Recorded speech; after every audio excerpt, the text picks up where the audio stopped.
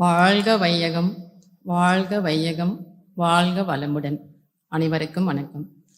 என்னுடைய பெயர் விஜயலட்சுமி. நான் பேராசிரியராக பணிபுரிந்து கொண்டிருக்கிறேன். என் மாணவரின் மூலம் இந்த 5 நாள் பயிற்சிக்கு நான் இங்கு வந்தேன்.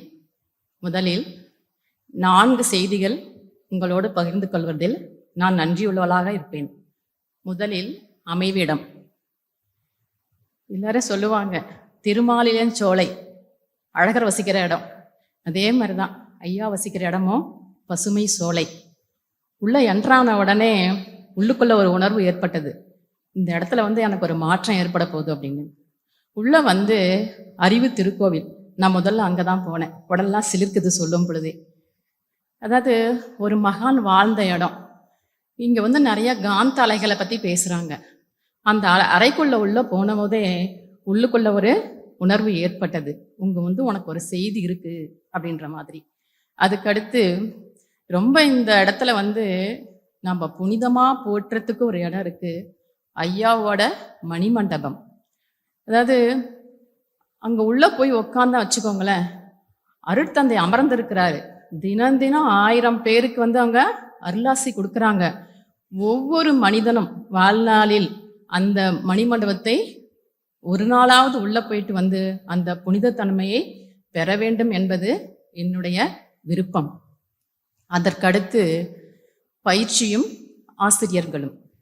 நானும் ஒரு பேராசிரியராக இருக்கேன்.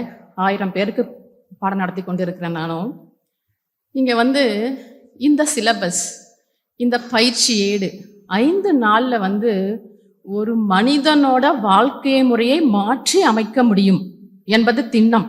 ஏன்னா நான் அந்த துறையில இருக்கிறதுனால எனக்கு புரியுது. அதாவது உடலுக்கு உடற்பயிற்சி, மனத்திற்கு தவம், உயிருக்கு காயகல்ப பயிற்சி. அதாவது உடற்பயிற்சி நாமளும் எத்தனையோ இடத்துல உடற்பயிற்சி எல்லாம் பண்ணியிருக்கோம். அறிவியல் பூர்வமாக நம்முடைய நாளமில்லா சுரப்பிகளை தூண்டிவிட்டு, அதே போல் ஒவ்வொரு பயிற்சிக்கும் ஒரு விளக்கம் கொடுத்து மிக அருமையான பாடத்திட்டம்.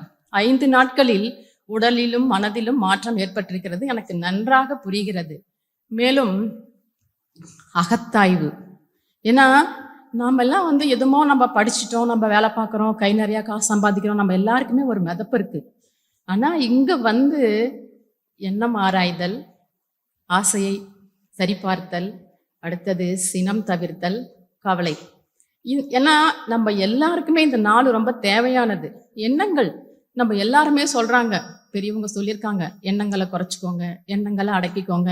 ஆனா யாருமே, எனக்கு இது வரைக்கும் நான் கேள்விப்படலை, எப்படி இந்த எண்ணத்தை தடுக்கிறது. அந்த அம்மா ரொம்ப அழகா எக்ஸ்பிளைன் பண்ணாங்க. உங்க எண்ணங்கள், நல்ல எண்ணங்களை அதிகப்படுத்திக்கிறது எப்படி, கெட்ட எண்ணங்களை தவிர்க்கிறது எப்படி. மிக எளிமையான அட்டவணை. இன்னைக்கு உண்மை நான் என் பேர குழந்தைகிட்ட கொடுத்தா கூட அவங்க இன்னைக்கு அவங்க கத்துக்க முடியும் அந்த அட்டவணையை மிக எளிமைப்படுத்தி. அதுக்கு அடுத்தது சினம் தவிர்த்தல். பொதுவாகவே நமக்கெல்லாம் சினம் தான் நம்மளோட வளர்ச்சியை தடுக்கிறது. அந்த சினத்தை எப்படி தடுக்கிறது, தவிர்க்க வேண்டிய இடம் எது, இந்த மாதிரி அளவா பயன்படுத்துறது எப்படி, சுத்தமா சினம் வராம இருக்கிறது எப்படின்னு இதற்கும் மிக எளிமையான அட்டவணை. அட்டவணையை ஃபில் பண்ணும் போதே நமக்கே புரியுது, நம்மளாம் இவ்வளவு சில்லியா நம்மளாம் கோவப்பட்டிருக்கோமே சில நேரங்கள்ல. ஏன்னா நம்மளையே அவங்க சுய தற்சோதனை செய்ய சொல்றாங்க. நீங்க யாரும் படிக்க மாட்டாங்க, தைரியமா எழுதுங்க, எழுதி கிழிச்சு போட்டுடலாம், உள்ளுக்குள்ள இருக்கிறத எழுதுங்க. எப்பவுமே சொல்லுவாங்க, உள்ளுக்குள்ள இருக்கிறத வெளியே கொட்டணும் வச்சுக்கோங்களேன், நம்ம கிளீன் ஆயிடுவோம். அந்த மாதிரி அனுபவ உண்மை இதெல்லாம்.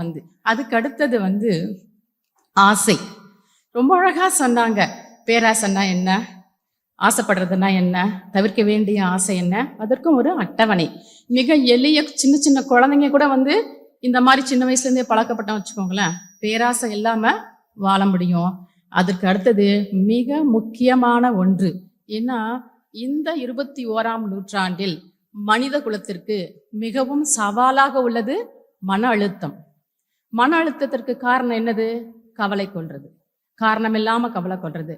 ரொம்ப அழகா அட்டவணைப்படுத்தி, கவலை ஒன்றும் இல்லை, கவலைக்கு பதில் என்னது, மகிழ்ச்சியா இருங்க, மகிழ்ச்சியான தருணத்தை நினைவுபடுத்திக்கோங்க. இந்த மாதிரி மிக எளிமையா அவ்வளோ அருமையான பாடத்திட்டங்கள், 5 நாட்களில் நிச்சயமாக ஒரு மனிதனுக்கும் ஒரு மாற்றங்கள் ஏற்படுகின்ற மாதிரி பயிற்சி ஏடுகள் மற்றும் ஆசிரியர்கள். கண்டிப்பா இங்க இருக்கிற ஆசிரியர்களுக்கெல்லாம் என்னோட ஆத்மார்த்தமான நன்றியை தெரிவிச்சுக்கிறேன். அதாவது துறை சார்ந்த வேலைகளில் மிகவும் தேர்ச்சி பெற்றிருக்கிறார்கள். மேலும் பக்குவம், அதாவது காலம் தவறாமை எங்கேயா இதெல்லாம் பார்க்க முடியாது. எப்படின்னு பார்த்தீங்கன்னா 11 மணிக்கு வகுப்பு, 11 மணிக்கு ஸ்டார்ட் பண்ணுறாங்க பேசுறதுக்கு, 1 மணிக்கு முடியுது, 1 மணிக்கு முடிக்கிறாங்க.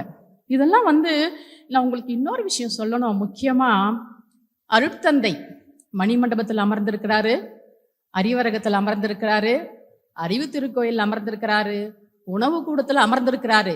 ஏன்னா அங்க பணி புரிகிற எல்லாமே அருட்தந்தை நம்மள வாட்ச் பண்றாரு. அந்த பவ்யம் இருக்கு இன்னும் அவர்கிட்ட.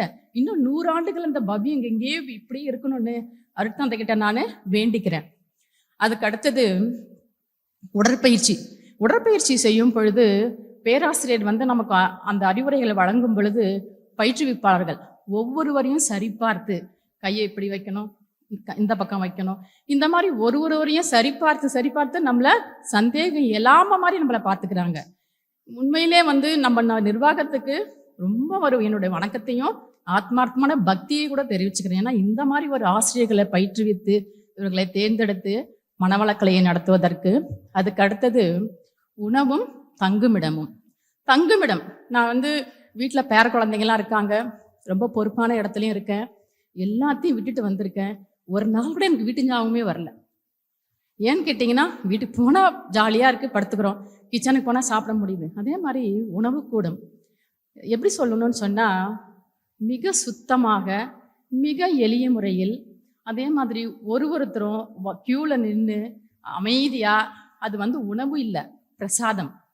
அதே மாதிரி தான் எல்லா தட்டுலையும் பாருங்களேன், ஒரு பருக்க கூட யாரும் மிச்சம் வைக்கிறது இல்லை. சின்சியராக எல்லாரும் வேறு எங்கேயுமே நான் இந்த மாதிரி பார்த்தது இல்லை. நான் நிறைய இடத்துக்கு போயிருக்கேன், புரியுதுங்களா? ஒருத்தரும் அந்த சாப்பாடை வாங்கி பிரசாதம், அதே மாதிரி அந்த பரிமாறுறவங்க ஒரு கனிவு. அதாவது நான் வேறு ஒரு உலகத்துல வச்ச மாதிரி இருக்கேன். இன்னும் கடைசியா ஒண்ணு நம்ம சித்த மருத்துவமனை வாய்ப்பு கிடைச்சா எல்லாரும் ஒரு வாட்டி உள்ள போயிட்டு வாங்க. இவ்வளவு ஒரு அற்புதமான விஷயங்கள்லாம் அங்க இருக்கு அப்படின்னு சொல்றேன். அதே மாதிரி உங்கள் அனைவருக்கும் இந்த 5 நாளில் என் உடலாலும் மனத்தாலும் உயிர் சக்தியாலும் மாற்றம் பெற்று என் ஊருக்கு திரும்புகிறேன். என்னோட ஆசை ஒண்ணு, எல்லா குழந்தைங்களும், நம்ம ஊர்ல பறக்கிற அத்தனை குழந்தைங்களும் இங்க படிக்கணும்.